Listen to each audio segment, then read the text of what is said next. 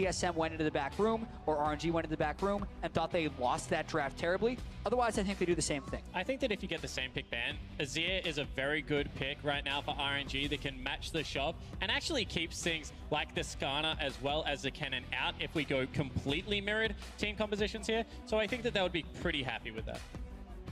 No change yet. It was a first pick Nami last time round. And is it going to get locked? It is locked. I saw he locked graphic. it. Yeah, it is locked. It is locked. He did. Oh my. Quick shot. My heart. I know. The graphics threw me off just a little bit, but TSM have pivoted. So with the jungle champion pool pinched, no Skarner for Svenskeren. Yeah, and this actually tweaks the pick and ban phase a lot. And quite honestly, this whole situation sucks for everyone involved. They have to completely pivot their pick and ban phase. It completely matters on how quickly you can adapt. These guys spent a month on their previous pick and ban phase, so to speak, to get to the first game, and they've had 20 minutes for their next one. So it is a very quickly evolving scenario, and it's really about mental strength and adaptability right now. And because TSM has decided to switch it up, they think they're going to be stronger at this game. They think they can adapt faster. That's why they lock in Lee Sin. And you know, history would show that that's probably the case right now. RNG has been rattled in series and been slow to react. So I like the fact that TSM is the team that is willing to pull that curveball out. And we'll see now whether RNG sticks to a very similar draft and gets another aggressive jungler, or whether they go completely off the wall. Well, TSM once again get the Nami. Please disregard the visual bug on Lee Sin and that timer. This is the Pixar bans as far as the graphics are concerned. The Cassiopeia was stolen away by Shao, who Bjergsen had locked it in previously. And now TSM got the duo, got the jungler, leaving their solo lanes till last rotation, waiting for RNG to reveal a little bit more information. I think it's really interesting that TSM have decided to go for the Jhin when they still could have just gotten the Ezreal Nami bottom lane, which they picked early last game. But it probably has a little bit to do with the Cassiopeia and the Rumble and being able to zone them out of team fights a little bit, since especially with those two picks and all the jungle bans, a tanky jungler isn't that likely. So therefore the Jhin ultimates could actually do a lot of poke pre-fight, and TSM is continuing to try and change things up. But your setup has to be so good because, I mean, if you get a Bard ultimate thrown at you as a Jhin, you stop your ultimate. You get a Rumble ultimate thrown at you as a Jhin, you die. So there's a little bit of a difference there, and I'll be interested to see how Doublelift and TSM play around that vision that you need as a Jhin to start up these fights. Yeah, so much change. We see the Hecarim being pulled out. That's definitely not Skarner on that side. Orianna has gotten pulled out for Bjergsen. It's something he practiced a whole bunch in solo queue. It had some buffs coming towards 6.18. It's the first one we see at Worlds. I do not think it will be the last. And it's a lot of support actually revolving around a Jhin so far for TSM. It's not a world championship without an Orianna at some point, Jet. And it's actually the matchup that even the analyst desk was talking about, you know, in terms of what options Xiaohu could have run into the Cassiopeia in conjunction with the rest of the team composition. I think this wanna go fast comp is already terrifying, and Marta has locked in Alistar. And I think that Marta said it in spring, give me Alistar and I will win you the game. And he throws down the gauntlet because that is a punishing duo lane to go up against. And they're not going to have the wave control now because they've given away melee versus range. How are they going to play this lane is my question. The Jhin Nami is devastating to the Alistar Sivir, and it's not like MLXG can provide a lot of early jungle pressure on the Hecarim.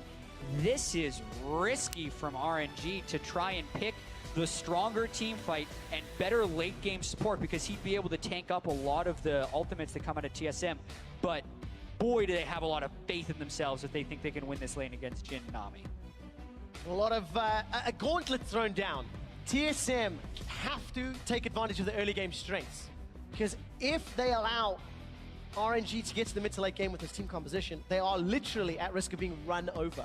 Yeah, and the scary thing for TSM is you've also picked a 5v5 team fighting comp, and you're going up against some of the best in the business when you look at what RNG do with these death ball comps. So incredibly excited to see how TSM can execute in that late game if it does get there. The early game is going to be incredibly difficult to get through. If TSM get their way, it will not get there. And with some very strong laners, especially in that top and bottom lane, and Lee Sin as well.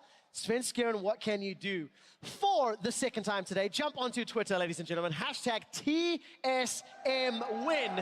or will LPL's #2, hashtag RNG win, pick up a victory Apple Pie already has a W on the board today. TSM's looking to make it 2 as we load up onto Summoner's Rift for the last time today on day 1.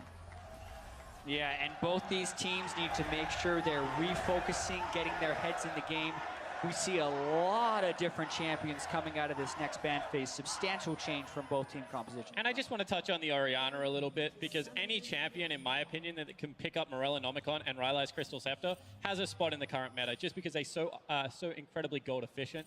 And Orianna, that is the build that she is going towards. And I also do have to say, the buffs to Orianna was a cooldown reduction to the ultimate, and especially with how accessible CDR is, even at level 11, you're now dealing with a sub 1 minute cooldown on the Orianna ult. So it changes from this thing you have to wait for the perfect team fight to something you can actually just use for harass a lot of the time. And I think that's one of the big reasons we see the resurgence. Oh, look at me, Matt. Oh, this is cute. Sonic Wave, stun maybe. No, I'm going to time out. Those Marks of the Storm. Going to be able to get stacked up. Nothing really gained. Just a little bit of poke damage here onto Looper. They actually get a lot of control over the top side of the jungle. All of a sudden, MLXG doesn't get Pelage on the Pelage red buff.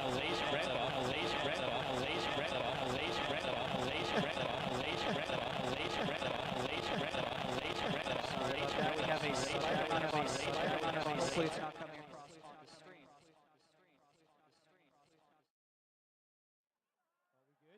It was definitely going out in-house, so I'm glad I'm not alone. I bet you guys didn't know Spawn was that good at rapping.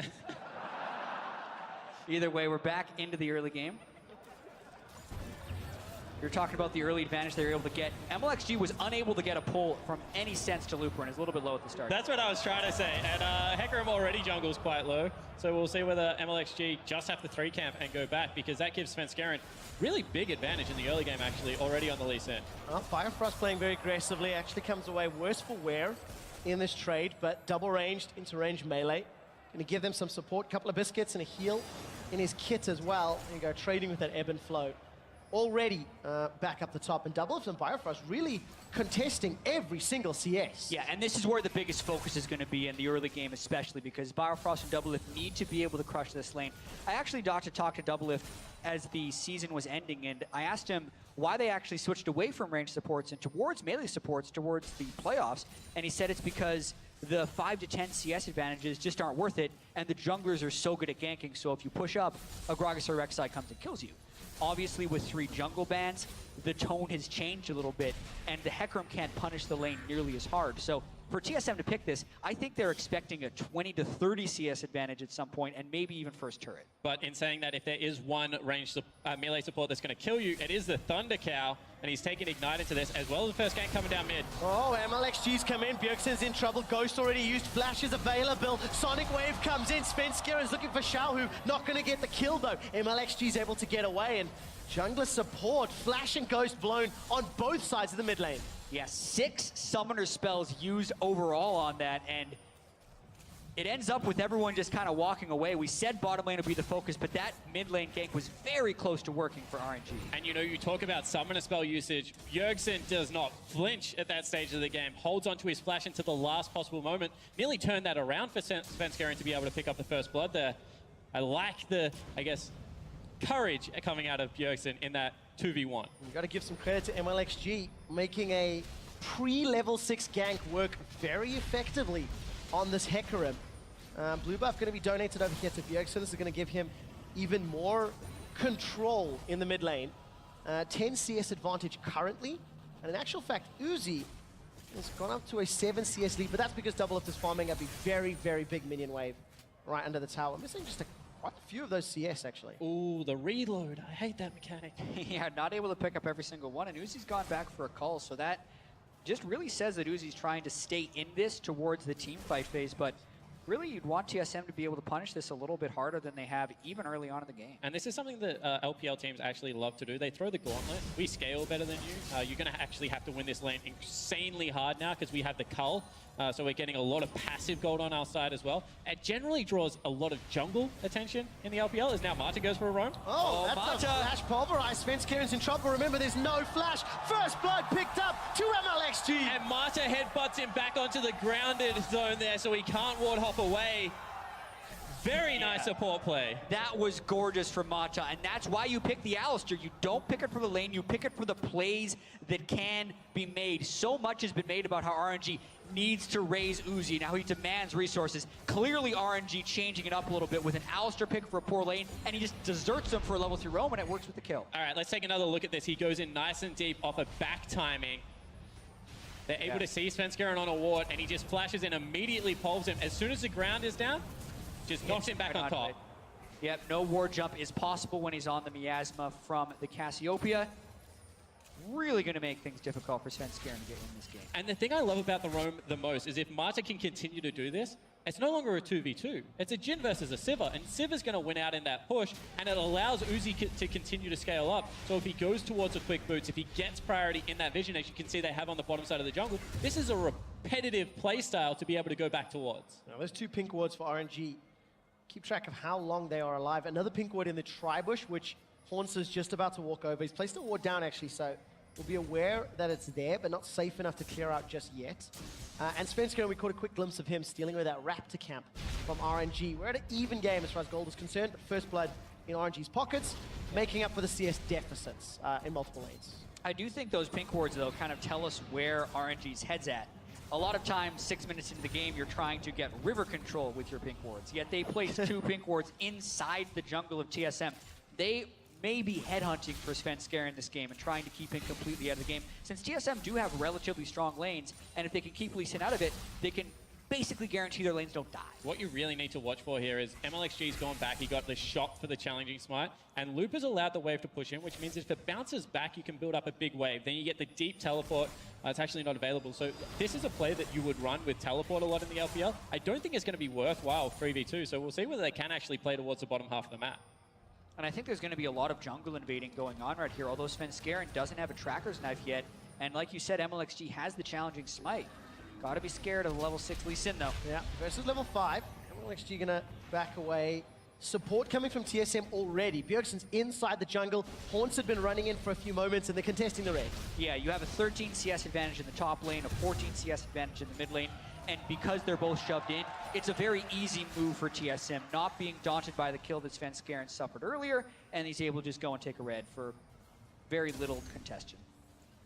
This is kind of what you expect, though, right? When you looked at the lanes of TSM, when you look at the team compositions, and the fact that Lee Sin's going to be able to go toe-to-toe with MLXG's Hecarim for a while still, it just allows TSM to make those aggressive forward plays. That's what you expect out of TSM. MLXG giving up a red buff for free is not what you expect out of RNG. I am actually incredibly surprised by the discipline coming out of RNG, just walking away from that play, giving it up because, you know, they do have the scaling on their side. And that's a scary sign for TSM. If RNG, if they can keep things close, if they can allow their scaling to kick in, and then potentially prove to be the better team fighters, that could be a way for RNG to get in. This is smart. Oh, Biofrost gets caught out. No tidal wave available. Holds onto his flash very confidently, and Uzi and Mata, they back away. Yeah, but this is going to allow RNG the freedom to push up the lane a little bit. I do really like the way RNG is playing most of this early game. A lot more smart than you would expect them to if you were watching the finals in the LPL, and they're really kind of defying a lot of the preconceived notions about this team. I would say a lot more respectful than the way that they were playing the LPL final. They're not throwing the gauntlet, they're not trying to go toe-to-toe. Instead, they're ceding advantages where they need to and trying to get advantages on the other side of the map. As you can see right now, counter jungling comes in for Bjergsen. MLXG's top side trying to take away some wolves. They end up trading those blue buffs. Keep track of those CS numbers. It is still nearly plus 20 for Hornsa, 16 at the moment.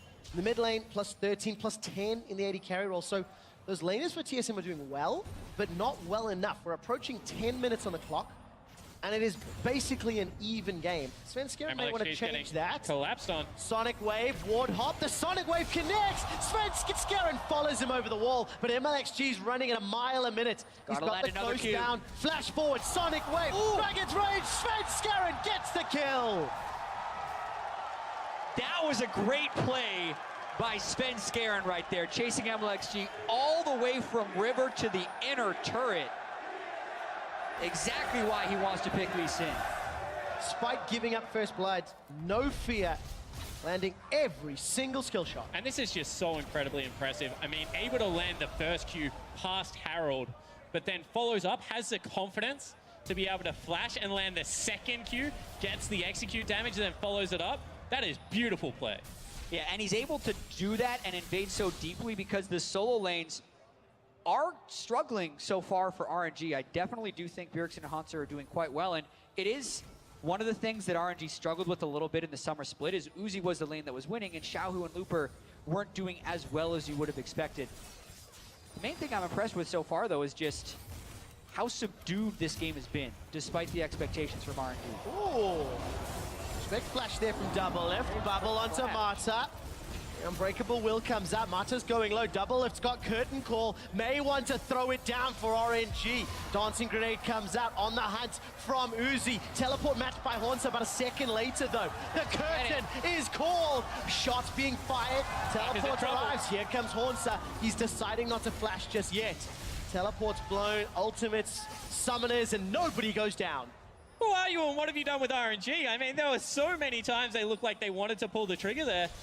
But the play continues. Well, it's 5 people bottom. There's the trigger. It's been pulled. Mata gets rooted. Shockwave whiffs. That's not what we're expecting. Tidal wave goes wide, and Uzi has cleared the wave out. TSM peel back. They may look to take Dragon. But instead it's TSM with the force this time around. I mean, RNG able to back away from the situation. They get their recalls in. Wave's in a pretty good position, especially top that's pushing back towards Looper. So TSM maybe get a little bit antsy with that call. Yeah, and I think a lot of it has to do with the fact that they're expecting to jump ahead in this game. They do not want to get to 30-minute team fights against a big Alistair, a 3-item Sivir, a 4-item Cassiopeia, and the Rumble plus Hecarim. They just are outclassed as far as a champion perspective in that team fight. So the small advantages they have early, they're trying to push really hard. At what point do we say it's not enough? Bjergsen with Svenskeren inside RNG's red buff. It's still only a 400 gold game.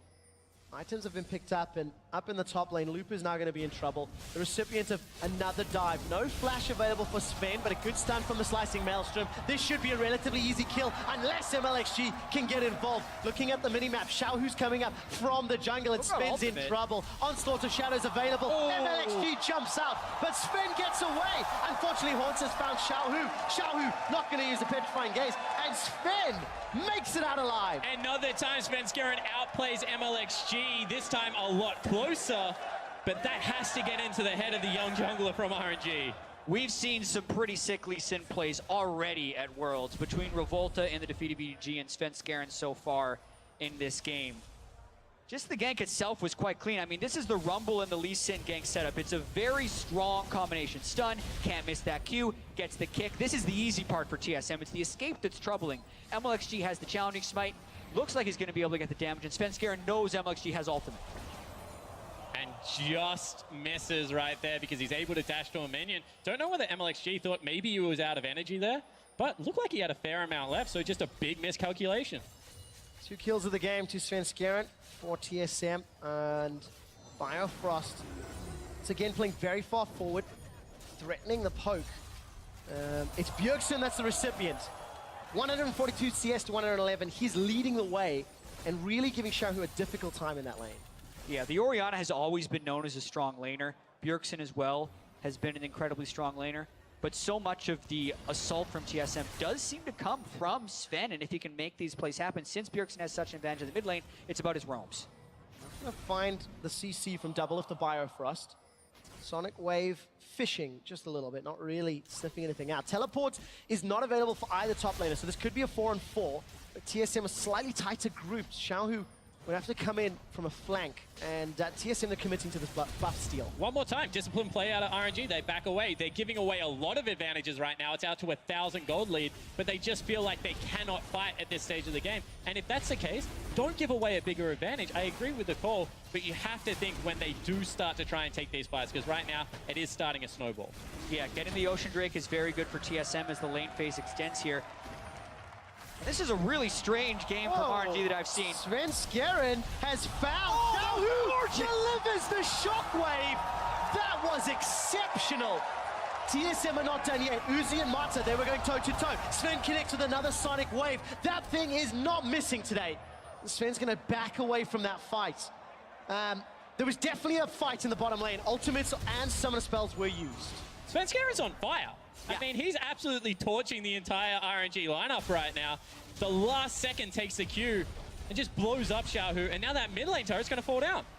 Yeah, this has been a bit of the Svenskeren show, but I also kind of want to double back to RNG, because I was one of RNG's biggest advocates running up into this tournament, thinking about the individual skill of these guys and how they could win lanes, and then maybe they could have the communication to transition to the team fights. What I did not expect were losing lanes all across the map with a weak early pressure jungler. That was the surprising thing. But watching this play one more time, kicks him first, guarantees the Q land, then followed him over. But sorry, Jack got to jump back. Double Lift's in trouble. He will go down. Uzi and Marta, they win the 2v2. Level 9 and 8. Now Biofrost is a target. Uzi and Marta decide not to dive.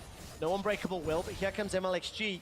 Onslaught of Shadows is available, and Biofrost needs to back away. And RNG kind of silencing two critics at one time. The critics that are telling them to stop camping for Uzi, who's the only successful lane right now, as well as the fact that that's one against the tide. Do want to go back to your point, however, how well Haunter and Bjergsen has set up successful top side of the map right now has meant that the gameplay out of RNG has to go bottom lane because no one else is winning. Exactly, and the Sivir can have tremendous late game scaling, as well as Mata being the man to set everything up. That is RNG's way of getting back into the game, because even though there's a 40 CS differential in the mid lane, Xiaohu and Looper will be effective once they're able to get their items, if they're able to get to the late game. It's about RNG actually being able to lower the number of fights and continue to wave clear and work around Mata's engagement. And with that comes actual vision control. It's good to see, you know, a couple members go back, pick up the pinks. You need to be able to sweep out those deep flanks. Teleport's nearly available from the cannon. We've already seen Svenskeren behind enemy lines so many times. As we take another look at that bottom lane play, this is just Mata walking at the duo. And honestly, Biofrost and Double Lift don't have vision and don't respect it. Oopsie. Yeah, not good play there by TSM. Biofrost then completely misses the bubble onto Uzi from the looks of it. Oh, and it's happening again. This is not a replay. This is live. Biofrost gets taken down once more. RNG really focusing the rookie on the international stage. Yeah, the control of the river is also gone, and TSM is still trying to get it back without actually having jungler and mid lane assistance. So that is Double Lift and Biofrost greeting for that play, and Uzi and Mata having the appropriate answer. And this allows RNG to keep that gold deficit at 2,000 gold. They even out kills 3-3, and big items have already been picked up. Proto Belts, both top laners, Abyssal and Morella Nomicon for mid laners. Essence Reaver Zeal into the Ghost Blade, as far as AD carries are concerned. And look at those two wards for RNG in the bottom half of the map. If Double Lift and Biofrost go too far forward, those are very juicy TP wards to get in behind. Actually, one of them just timed out, so Double Lift's going to have a little bit of... Svenskaren's caught. Svenskeren is caught. Ooh. Gets over the wall. Good reaction time. So that's a bad thing about the banana brush, I guess. He was spotted by the ward, but because he placed it on the very tip, the pink ward doesn't actually see the green ward, so he was spotted out in his counter-jungling venture. Mata went for the play, but wasn't able to pick it up, and now TSM pushing it on this bottom lane, and Svenskeren is corralling. Right, they're actually trying to send assistance to this side of the map here to try and get the third outer turret, and they're kind of rotating their strength instead of just having Biofrost and Double Lift on their own, and that's what TSM need to do if they want to keep control of this game. And one more time, Mata walks up to the turret and RNG jerk him back. They just give it away. This is the third turret going down. It's back out to nearly 3,000 gold the lead, but RNG is playing very disciplined. Spawn, everybody at home can't see just how shocked your eyebrows truly are.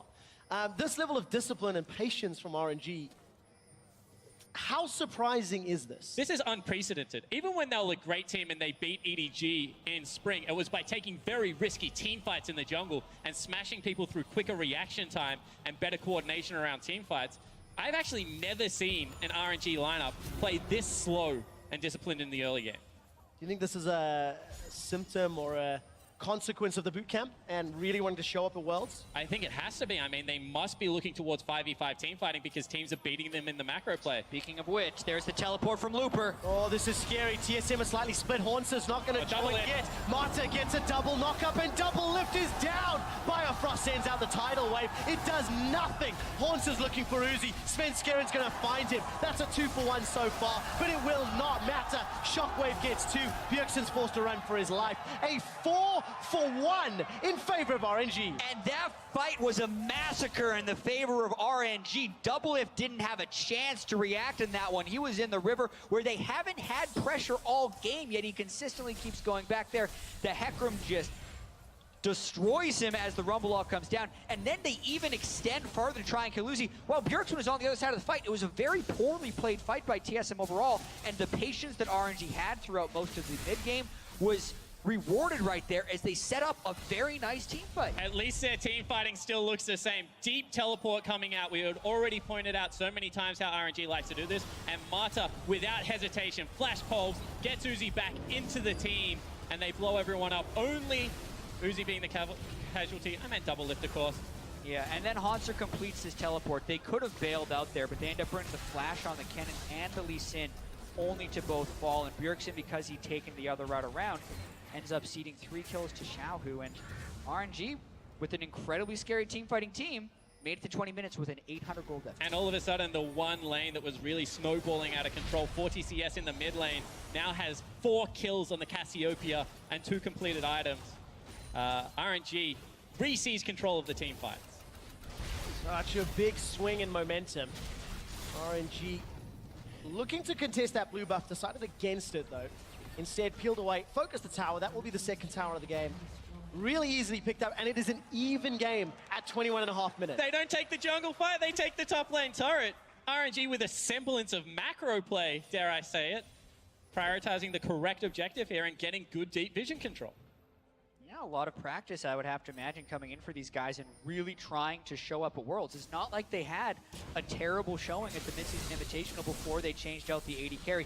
Then they were playing faster than people were expecting, but still that requires a macro sense in the game. It definitely feels like they may have changed philosophies just a little bit, especially in the draft phase here, going for the Alistar, which is completely unexpected, but being able to avoid the punishment, and then now capitalizing on the mid-game. And of course, this is one of the best macro supports of all time. We're still talking about Mata. He hasn't played this way recently, but I'm sure with some preparation, going away for a month, really having some deep reflection, he said that he wasn't playing for the laning phase, that he was playing more to win the rest of the map. And it looks like with some studying, has actually got a very good grasp on the current meta, because they lost the early part of the laning phase, but then brought it back.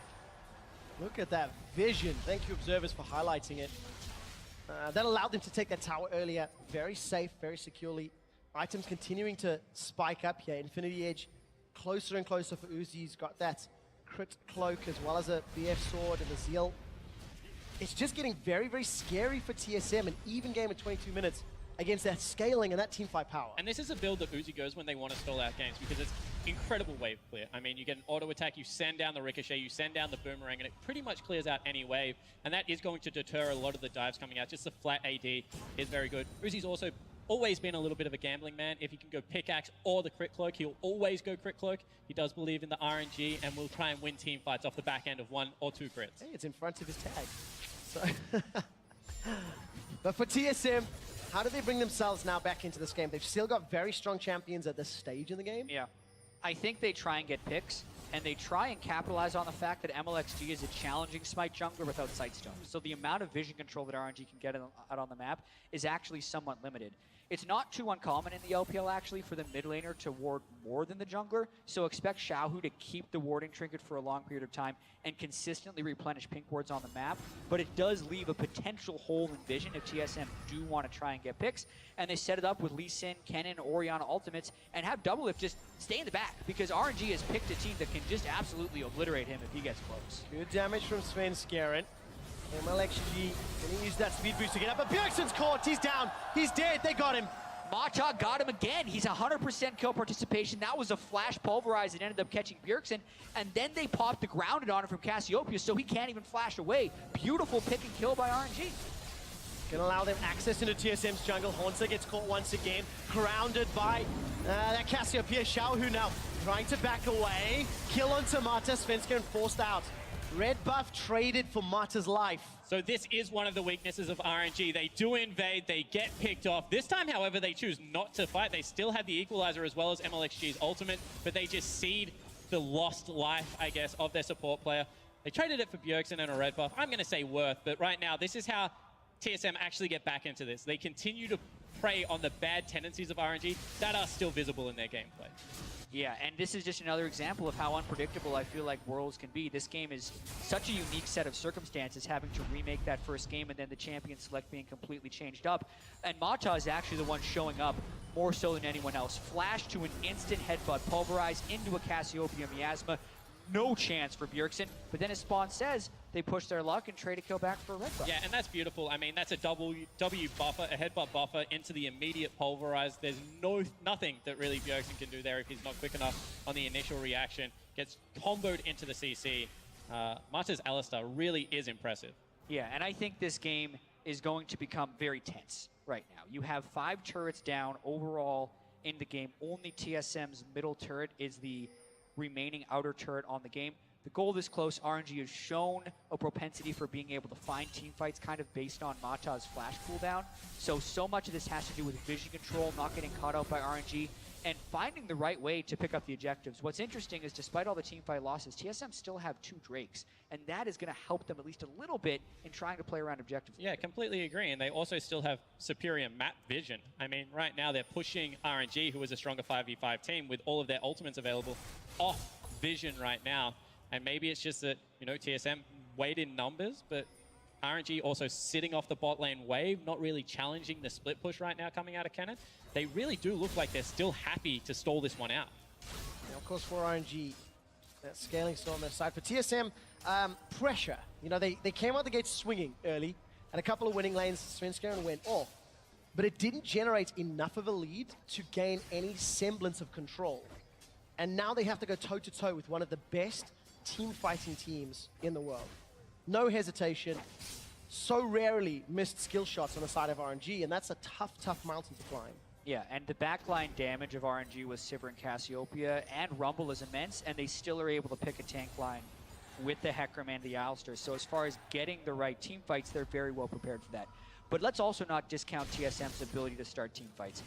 Until you see mega tanks on the side of RNG, the mid-game power spike here from a 3-item Orianna as well as a Protobell Kennen can obliterate the damage dealers if they get the right fight. So it is on RNG to not let that happen, continue shoving out these waves, and continue to extend the game. And you know, I'm a little bit more confident on the reliability to get that shockwave because I've been seeing how Svenskeren's playing on this Lee Sin. If he penetrates the backline the way he has been the entirety of this game so far, that's going to be an easy delivery system. Hauntzer can look for the big flanks.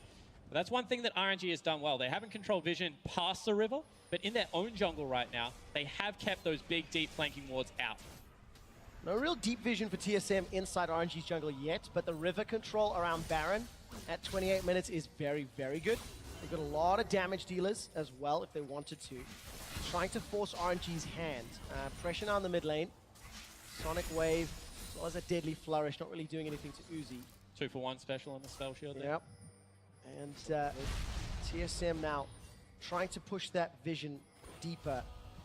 Risky. If they get that team fight, however, if they pull RNG towards them and then pull the trigger, Maelstrom and Shockwave, that could be game ending. Yeah, and they do have good vision control where it matters right now. The Ocean Drake is live. It could be the second Ocean Drake of the game for TSM, and they're moving towards that. The question is this what RNG wants? They have the Scuttle Crab, they have wards they can teleport on, and they have Flash on Mata, so TSM have to be very careful. So I think we're going to see teleport coming in. Teleport just behind the dragon. Secured by RNG. MLXG gets the smite down. And Svenskeren comes away worse for wear. That's dragon number 1 for Royal. Teleport advantage picked up right now for TSM. Mid lane priority very heavily in Royal's favor. We'll see where the Haunter does look for a teleport play because there is vision behind RNG. I think playing the teleport game against this RNG team composition is an incredibly dangerous game because of the swiftness in which they initiate. The fight could be over by the time you're able to match it with a teleport. So RNG get the mid lane turret. Haunter should be able to get this one back. And now maybe we see some Baron control seated over. This is interesting. Oh, Equalizer used just to try and push that wave down, I feel.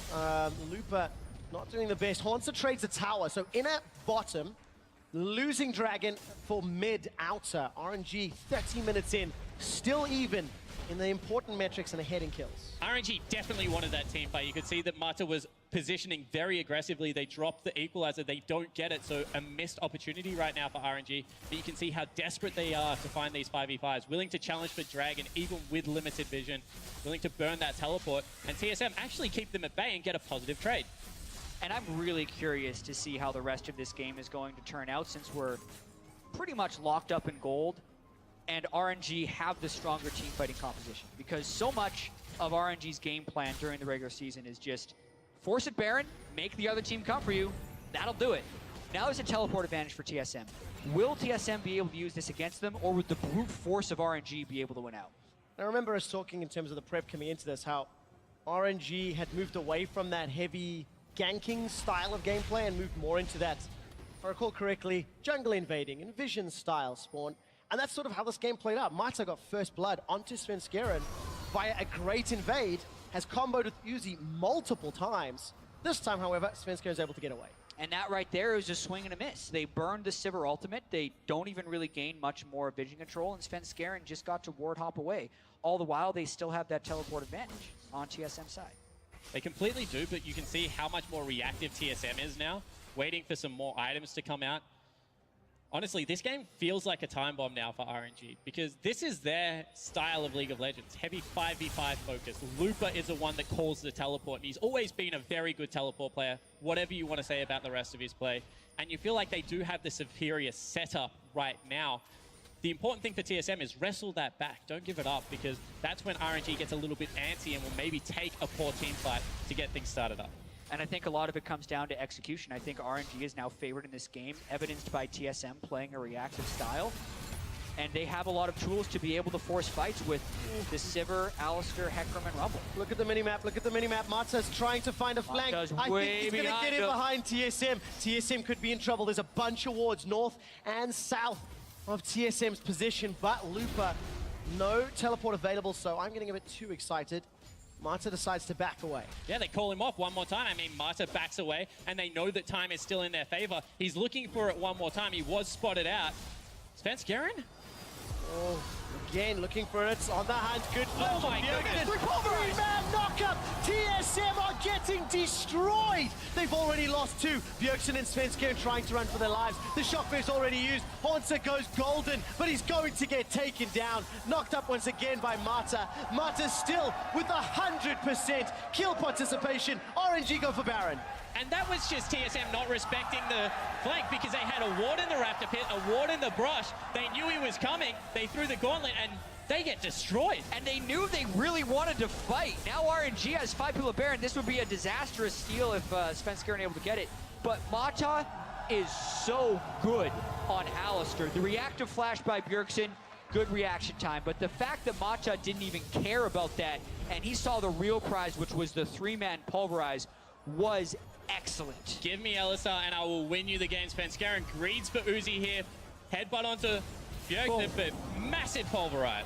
And then the CC is dodged by RNG. Looper Zonia's the shockwave as well as the cannon ultimate.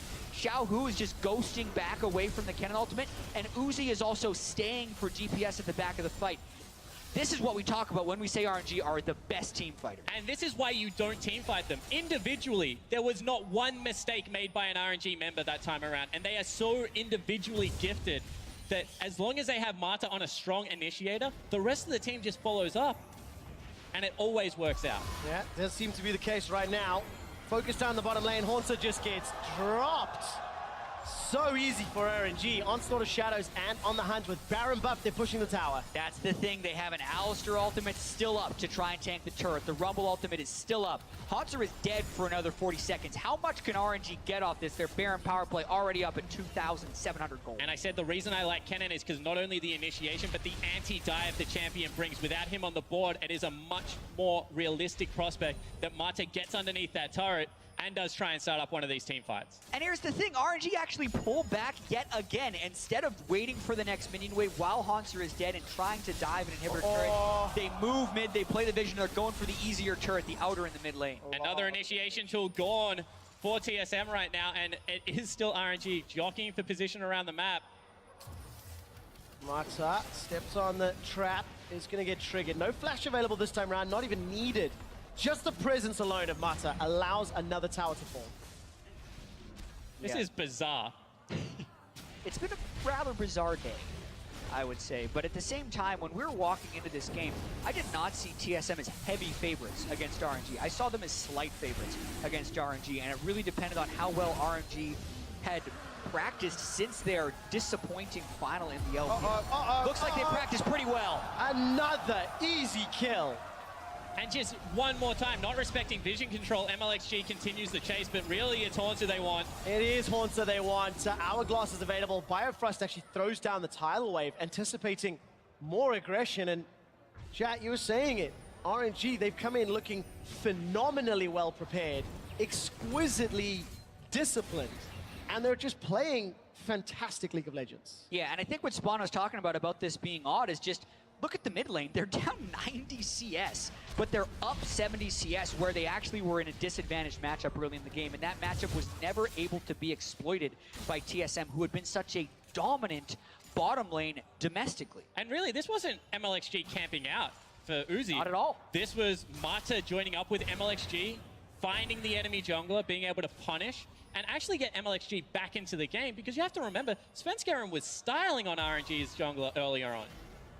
On the hunt was thrown down, in fact. Yeah, they see Bjergsen again. Shockwave doesn't hit anybody. Bjergsen just gets run down. Cut through like a hot knife through butter. 50 seconds on the death time in RNG. They're setting their sights on the inhibitor turrets. TSM at this point in the game look out of sorts. They have been caught so many times, and now Sven tries to go in. They're trying to engage. A lot of damage on the Xiaohu. That is the shutdown, but the equalizer gets one back in a Svenskeren. Hornsa, the gate is closed. He gets booted backwards. Knocked out goes Golden. Will get shut down by RNG. MLXG's not done. Mata finds double lift, and Uzi gets the triple kill with the boomerang, and they go back for the base. And with no hesitation, RNG pull the trigger into the base. They're going to open this one up, and it might even be game. Yeah, Bjergsen's still down for 15, 40 seconds on Haunter and double lift. Uzi is huge, 7 kills. They're going for the game. They are indeed. The Nexus turret is the focus. MLXG's got a GA, not even going to need it. Nexus turret number 2, RNG take down TSM. RNG destroy the hometown heroes and are victorious against Team Solo Mid. And after the events that transpired before this game